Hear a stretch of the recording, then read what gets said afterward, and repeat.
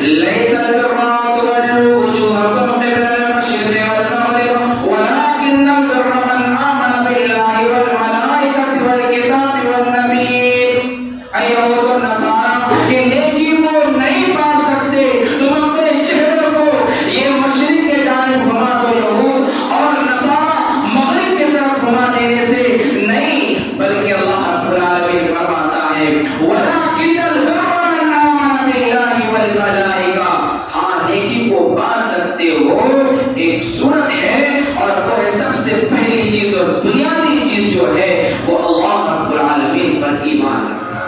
إن الحمد لله نحمده ونستعينه ونستغفره ونعوذ بالله من شرور أنفسنا ومن سيئات أعمالنا. من يهده الله فلا مضل له ومن يضلل فلا هادي له. وأشهد أن لا إله إلا الله وحده لا شريك له وأشهد أن محمدا عبده ورسوله. يا أيها الذين آمنوا اتقوا الله حق تقاته ولا تموتن إلا وأنتم مسلمون. يا أيها الناس اتقوا ربكم الذي خلقكم من نفس واحدة وخلق منها زوجها وبث منهما رجالا كثيرا ونساء واتقوا الله الذي تساءلون به والأرحام إن الله كان عليكم رقيبا. يا أيها الذين آمنوا اتقوا الله وقولوا قولا سديدا يصلح لكم أعمالكم ويغفر لكم ذنوبكم ومن يطع الله ورسوله فقد فاز فوزا عظيما. أما بعد فإن خير الحديث كتاب الله وخير الهدي هدي محمد صلى الله تعالى عليه وسلم وشر الأمور محدثاتها وكل محدثة بدعة وكل بدعة ضلالة وكل ضلالة في النار. أعوذ بالله من الشيطان الرجيم.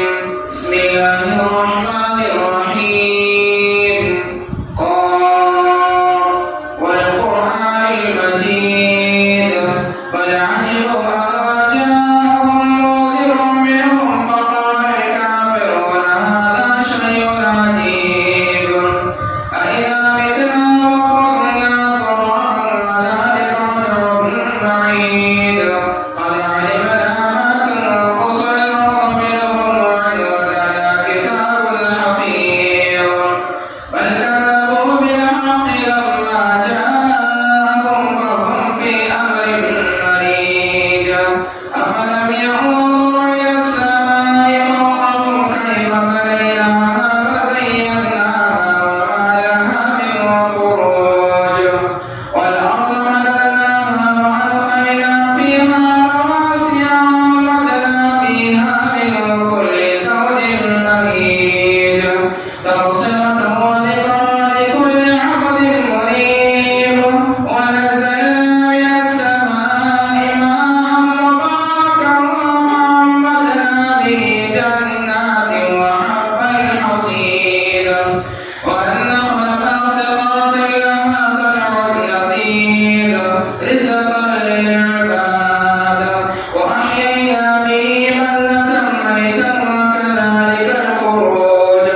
كذبت قبلهم قوم نوح وأصحاب الرس وثمود وعاد وفرعون وإخوان لوط وأصحاب الأيكة وقوم تبع كل وكذب الرسل فحق وعيد. أفعينا بالخلق الأول بل هم في لبس من خلق جديد. وقال تعالى لن تنالوا البر حتى تنفقوا مما تحبون وما تنفقوا من شيء فإن الله به عليم. حاضرین جمعہ، معزز سامعین کرام، پیارے ننھے منھے بچوں، عزیز دوستو، پردہ میں رہنے والی پردہ نشین ماں اور بہنیں، تمام قسم کی تعریف، توصیف، کبریائی، بڑائی، بزرگی اس وحدہ لا شریک خالق کائنات مالک ارض و سما کے لیے ہے. جس نے ہم بنی نوع انسان کو اشرف المخلوقات بنایا اور ہماری رشد و ہدایت کے لیے بے شمار انبیاء اور رسول کا سلسلہ جاری کیا، ان تمام نبیوں پر درود و سلام نازل ہو، بالخصوص آقا تاجدار عبداللہ کے بیٹے آمنہ کے لال، عائشہ کے شوہر فاطمہ کے باپ حسن حسین کے نانا جان جناب محمد رسول اللہ صلی اللہ علیہ وسلم کا۔ مختصر سے حمد و ثنا کے بعد حضرات، میں آپ حضرات کے بیچ میں آج جس عنوان پر خطاب کرنے کی کوشش میں کر رہا ہوں وہ ہے وقف کی شرعی حیثیت۔ دین اسلام میں وقف ایک اہم مسئلہ ہے۔ وقف ہر دور میں رہا ہے اور یوں کہہ لیجیے کہ اللہ رب العالمین نے دنیا کے اندر جتنے مذاہب اور جتنے ادیان بنائے ہیں، ہر کسی کے اندر الگ الگ انداز میں، الگ الگ کیفیت میں، الگ الگ صورتوں میں ان کے اندر بھی وقف، صدقہ خیرات اور دیگر چیزیں پائی جاتی رہی ہیں۔ اسی طریقے سے جب بھی وقف کی بات آتی ہے تو ہمارے ذہنوں میں سوال آتا ہے، کہیں ایسا تو نہیں کہ آل انڈیا مسلم پرسنل لا بورڈ والے وقف کی بات ہو رہی؟ یقیناً یہ بھی ایک اہم مسئلہ ہے، لیکن ہم اس پر گفتگو نہیں کریں گے، چونکہ دنیاوی مسائل کے بارے میں آپ بخوبی واقف ہیں، سوشل میڈیا وغیرہ کے ذریعے آپ مختلف خبریں سنتے ہیں، آپ جانتے ہیں۔ ہم قرآن و سنت کے مطابق باتیں کریں گے۔ سب سے پہلے دیکھیے اللہ سبحانہ و تعالیٰ فرماتا ہے، من الذی یقرض اللہ قرضا حسنا فیضاعفہ لہ اضعافا کثیرا واللہ یقبض ویبسط والیہ ترجعون۔ سورہ بقرہ کی آیت کریمہ ہے۔ اللہ سبحانہ و تعالیٰ فرماتا ہے کون ہے جو اللہ سبحانہ و تعالیٰ کو بہترین قرض دے، بہترین قرض دے۔ بہترین قرض کا مطلب یہ ہوتا ہے کہ ہماری اچھی کمائی ہو، ہماری ایسی کمائی جس میں حرام کی بو نہیں آتی ہو، حلال کمائی ہو، اچھی کمائی، اور اس کمائی کے ذریعے اللہ رب العالمین برکتیں دے اور اس کے ذریعے ہمارے نیک اعمال میں مزید اضافہ ہو۔ اللہ رب العالمین فرماتا ہے، من الذی یقرض اللہ قرضا حسنا، کون ہے جو اللہ سبحانہ و تعالیٰ کو بہترین قرض دے اور ویسا قرض دے، من الذی یقرض اللہ قرضا حسنا فیضاعفہ لہ اضعافا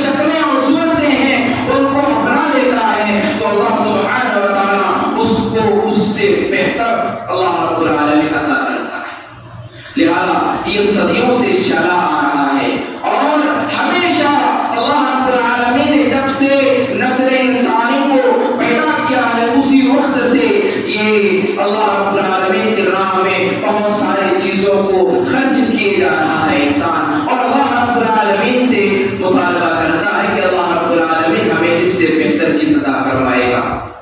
اسی طریقے سے صرف مسلمانوں کے اندر ہی نہیں بلکہ یہود و نصارہ کے اندر بھی پایا جاتا تھا، اور آپ دیکھیں کہ ہمارے ہندوستان ہی کے اندر مختلف مذاہب کے لوگ پائے جاتے ہیں، ان کے اندر بھی صدقہ خیرات کا مادہ پایا جاتا ہے، اور وہ بھی اپنی زمینوں کو وقف کرتے ہیں۔ آپ اگر دیکھیں گے یوپی کی سرزمین میں جو غیر مسلموں کی کافی بڑی تعداد ہے جو مدرسوں کے لیے زمینیں وقف کی ہے، مسجدوں کے لیے زمینیں وقف کی ہے، اور اسی طریقے سے ہمارے مسلمان بھائی بھی جو غیر مسلموں کو زمینیں دے رہے ہیں، یا آپ بھی مندر بنا سکتے ہیں، آپ بھی اپنے جو گردوارا وغیرہ دیگر چیزوں کو بنا سکتے ہیں۔ تو میرے عزیز بھائیو، اللہ سبحانہ و تعالیٰ فرماتا ہے یہود و نصارہ کے تعلق سے لیس البر ان تولوا وجوهكم قبل المشرق والمغرب ولكن البر من آمن بالله والملائكة والكتاب والنبيين۔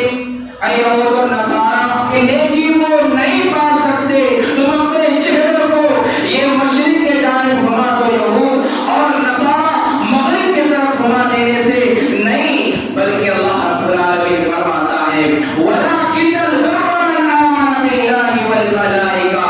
ہاں نیکی کو پا سکتے ہو، ایک صورت ہے، اور وہ ہے سب سے پہلی چیز اور بنیادی چیز جو ہے وہ اللہ رب العالمین پر ایمان رکھنا ہے، اس کے فرشتوں پر ایمان لانا ہے، اس کی کتابوں پر ایمان لانا ہے، ان کے نبیوں پر ایمان لانا ہے، ان تمام چیزوں پر ایمان رکھنا ہے۔ پھر اللہ رب العالمین فرماتا ہے وَلَٰكِنَّ الْبِرَّ مَنْ آمَنَ بِاللَّهِ وَالْمَلَائِكَةِ وَالْكِتَابِ وَالنَّبِيِّينَ وَآتَى الْمَالَ عَلَىٰ حُبِّهِ ذَوِي الْقُرْبَىٰ وَالْيَتَامَىٰ وَالْمَسَاكِينِ۔ اصل مسئلہ یہ کہ انسان کے پاس بہت سارا مال ہے، اللہ رب العالمین نے مال عطا کیا ہے، لیکن ان مالوں کو، محبوب مالوں کو اللہ رب العالمین کی راہ میں خرچ کرتا ہے، اپنے غریبوں میں، اپنے رشتہ داروں میں، اس طریقے سے یتیموں کو دیتا ہے، مسکینوں کو دیتا ہے، ضرورت مندوں کو دیتا ہے، گردن آزاد کرنے کے لیے دیتا ہے، اور دیگر چیزوں میں اپنے مال کو خرچ کرتا ہے۔ اللہ رب العالمین ایسے لوگوں کو بشارتیں دیتا ہے، اور ایسے لوگوں کے لیے جنت جیسے عظیم نعمتوں کو تیار کر کے رکھا ہے۔ پھر اللہ رب العالمین فرماتا ہے وَالصَّابِرِينَ فِي الْبَأْسَاءِ وَالضَّرَّاءِ وَحِينَ الْبَأْسِ، کہ ہر حالت میں وہ صبر کرتا ہے، مصیبت ہو، سختی ہو، جہاد ہو، ہر حالت میں وہ صبر کرتا ہے۔ کسی بھی طرح کی کوئی پریشانی آتی ہے، ہر پریشانی کے وقت انسان صبر کرتا ہے، اپنے مال کو لٹا دیتا ہے۔ ہم میں سے بہت سارے ایسے دنیا کے اندر ہیں جو اللہ کی راہ میں زمین کو وقف کرتے ہیں۔ مثال کے طور پر آپ گھر کو بناتے ہیں، آپ نے 3 فٹ 4 فٹ زمین کو چھوڑا ہے، اور یہ سوچ کر کے چھوڑا ہے کہ یہ جو راستہ ہے یہ میرے لیے بھی کام آنے والی، میرے نسلوں کے لیے بھی، میرے پڑوس والوں کے لیے، اور دیگر دنیا میں رہنے والے لوگوں کے لیے بھی کام آنے والی یہ زمین ہے۔ لیکن وقت آتا ہے جو آپ کا پڑوسی اس کو ملا دیتا ہے، اس کے حق کو دبا دیتا ہے، یعنی راستے کو بند کرتا ہے، تو اس وقت انسان صبر سے کام لیتا ہے، اس وقت جہاد کرتا ہے، کوششیں کرتا ہے، انسان اس وقت مسئلے کو پیش کرتا ہے، اللہ رب العالمین اس کے مسائل کو دور کر دیتا ہے۔ پھر انسان اس کا پڑوسی سمجھتا ہے، قرآن و حدیث کو سمجھتا ہے، پھر وہ بھی اس راستے کو چھوڑنے کی کوشش کر دیتا ہے۔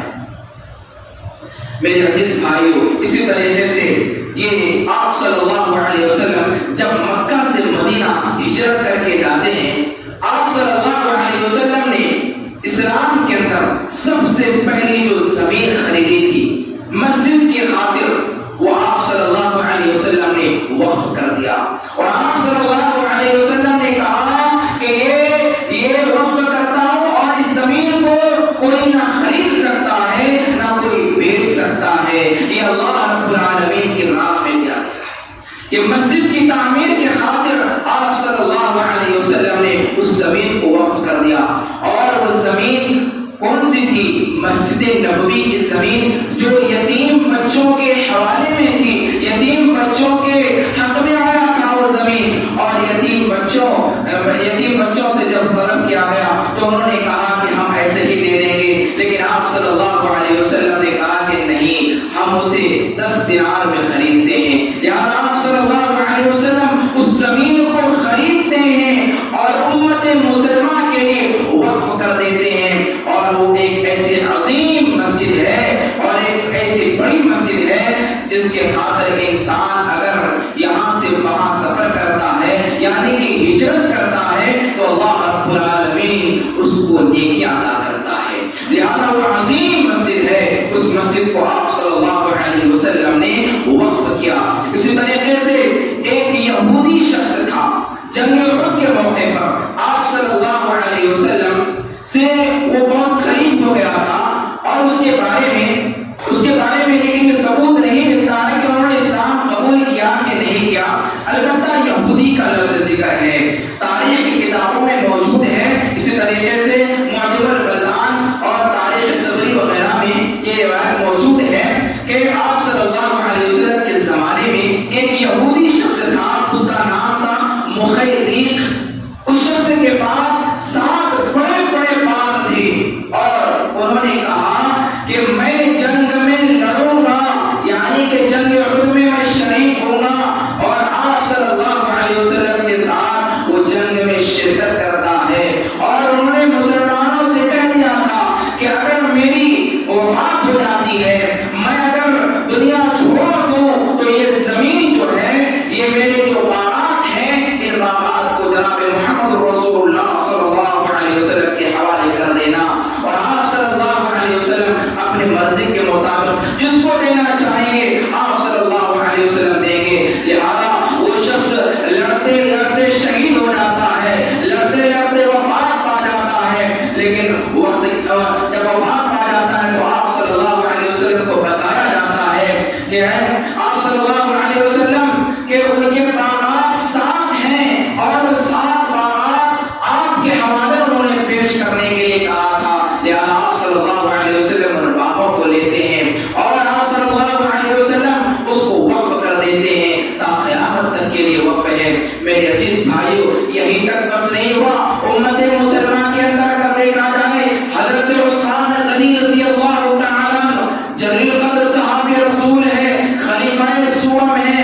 آپ نے ان کے بارے میں سنا ہوگا کہ آپ صلی اللہ علیہ وسلم نے جب بھی کہا کہ ہے کوئی جو اللہ رب العالمین کے راہ میں اپنے مال کو قربان کرے، ہے کوئی جو اپنے مال کو اللہ رب العالمین کے خاطر پیش کرے، وہ صحابی رسول ہر حال میں، مصیبت کی حالت میں بھی اور خوشحالی کی حالت میں بھی اللہ رب العالمین کے راہ میں اپنے مال کو لٹاتے ہیں. ایک دفعہ ایسا ہوتا ہے کہ جب مکہ سے مدینہ ہجرت کر کے آتے ہیں صحابہ کرام، اس وقت صرف ایک کنواں تھا جس میں پانی میٹھا پایا جاتا تھا، اور اس کنویں کا نام آتا ہے بیر روما.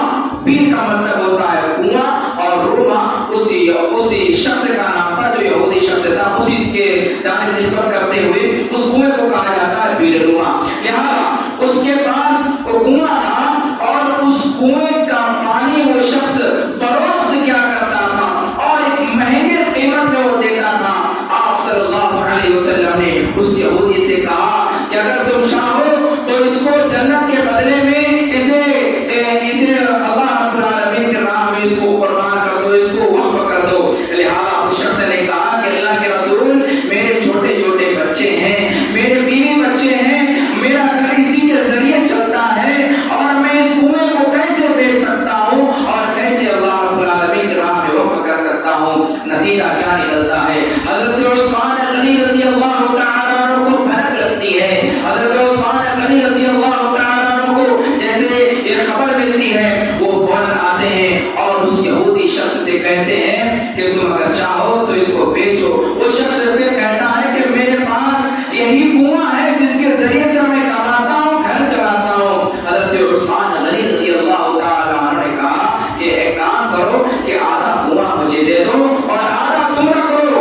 اور وہ 35,000 دینار میں خریدے تھے، جس کو تاریخ کے اوراق میں لکھے جاتے ہیں کہ 1,00,000 درہم میں خریدا گیا تھا اس زمانے میں. لہٰذا حضرت عثمان غنی رضی اللہ تعالیٰ اس کنویں کو خریدتے ہیں اور پھر اللہ رب العالمین کی راہ میں وقف کرتے ہیں اور کہتے ہیں اللہ کے رسول صلی اللہ علیہ وسلم کیا مجھے بھی اس کنویں کے عوض میں اللہ رب العالمین جنت جیسی عظیم نعمتوں سے مالا مال کرے گا؟ کیا اللہ رب العالمین مجھے اس کے بدلے میں جنت جیسی عظیم نعمتوں سے نوازے گا؟ آپ صلی اللہ علیہ وسلم نے کہا کہ ہاں، اللہ رب العالمین تمہیں اس کنویں کے بدلے میں جنت جیسی عظیم نعمتوں سے نوازے گا. نتیجہ کیا نکلتا ہے؟ اس کنویں میں صحابہ کرام اس کنویں سے پانی اٹھایا کرتے تھے، اس کنویں کا پانی پیا کرتے تھے. اور اسی طریقے سے وقت آتا ہے کہ ایک دن وہ یہودی استعمال کرتا ہے تو دوسرے دن حضرت عثمان غنی رضی اللہ تعالیٰ استعمال کرتے ہیں. تو ان کا پانی جب بکنے بند ہو گیا، یعنی کہ ان کا پانی جب استعمال اس طریقے سے لوگ نہیں کرنے لگے، جب بکنے نہیں لگا، تو انہوں نے پھر مطالبہ کیا کہ عثمان غنی ایک کام کرو کہ آپ میرے اس کنویں کو پورا خرید دو اور پھر آپ کو جو کرنا ہے آپ کریے. لہٰذا حضرت عثمان غنی رضی اللہ تعالیٰ اس کنویں کو مکمل طور پر خریدتے ہیں اور اس کنویں کو اللہ رب العالمین کی راہ میں وقف کر دیتے ہیں. اور آج بھی وہ کنواں موجود ہے جس کو بیر عثمان، بیر جنت کے نام سے جانا جاتا ہے. دو نام دیے جاتے ہیں، ایک تو بیر عثمان اور دوسرا بیر جنت کہا جاتا ہے. لہذا اس کنویں کے ارد گرد جو کھجور کے کچھ پیڑ لگ گئے تھے اور 1,070 پیڑ بتایا جاتا ہے کہ اس کنویں کے ارد گرد پیڑ لگ چکے تھے. حضرت عثمان غنی رضی اللہ تعالیٰ عنہ کے زمانے میں ہی اس پیڑ کو جب لگایا گیا تھا تو لہذا اس پیڑ سے جو فصل آتا اس پیڑ کو بھی اللہ رب العالمین کے راہ میں وقف کر دے. آج بھی سعودی کے اندر حضرت عثمان غنی رضی اللہ تعالیٰ کے نام پر بینک کا اکاؤنٹ کھلا ہوا ہے اور حضرت عثمان غنی رضی اللہ تعالیٰ کے کھاتے میں اس کھجور کے جتنے پھل ہوتے ہیں اس پھل کے آدھا حصہ کو غریبوں میں، یتیموں میں، مسکینوں میں خیرات کر دیتے ہیں اور آدھا حصے کو رکھا جاتا ہے. اسی طریقے سے اس کھجور کے پیسے سے ایک ہوٹل خریدا گیا ہے جس کو قندر عثمان غالباً نام ہے اس کا. لہذا اس ہوٹل کو جب خریدا گیا تو حضرت عثمان غنی رضی اللہ تعالیٰ کے نام پر بینک میں آج بھی پیسے جمع کیے جاتے ہیں اور پھر اس پیسے سے سعودی عرب کے باہر کے علاقوں میں، پورے علاقوں میں اس پیسے کو بھیجا جاتا ہے. جہاں پر ضرورت پیش آتی ہے وہاں پر بھیجا جاتا ہے. حضرت عثمان غنی رضی اللہ تعالیٰ عنہ کو اللہ رب العالمین نے ایسے عظیم نعمتوں سے نوازا تھا کہ تا قیامت تک ان کے غنی کا نشان اللہ رب العالمین نے باقی رکھا. اور ان کا وقف کیا ہوا زمین، ان کی وقف کی ہوئی زمین جو آج بھی دنیا کے اندر موجود ہے، جس سے حضرت عثمان غنی رضی اللہ تعالیٰ عنہ کو مسلسل نیکیاں صدقہ جاریہ پہنچتے جاتی ہے. اسی طریقے سے میرے عزیز بھائیوں، وقت ہمیں زیادہ اجازت نہیں دیتا ہے، میں اپنی بات کو ایک حدیث سے ختم کرتا ہوں. حدیث میں ہے، حدیث میں صحیح مسلم کی روایت میں ہے، آپ صلی اللہ علیہ وسلم فرماتے ہیں اذا مات الانسان انقطع عنه عمله الا من ثلاثه صدقه جاريه او علم ينتفع به او ولد صالح يدعو له. کہ انسان جب اس دنیا کو چھوڑ دیتا ہے تو اس کی نیکیوں کے سارے دروازے منقطع ہو جاتے ہیں، لیکن اللہ سبحانہ و تعالی رحمان ہے، رحیم ہے، غفور ہے، ودود ہے، شکور ہے، جس کی بنیاد پر اللہ سبحانہ و تعالی نے 3 راستوں کو کھول کے رکھا ہے. ان میں سے جو سب سے پہلا جو راستہ ہے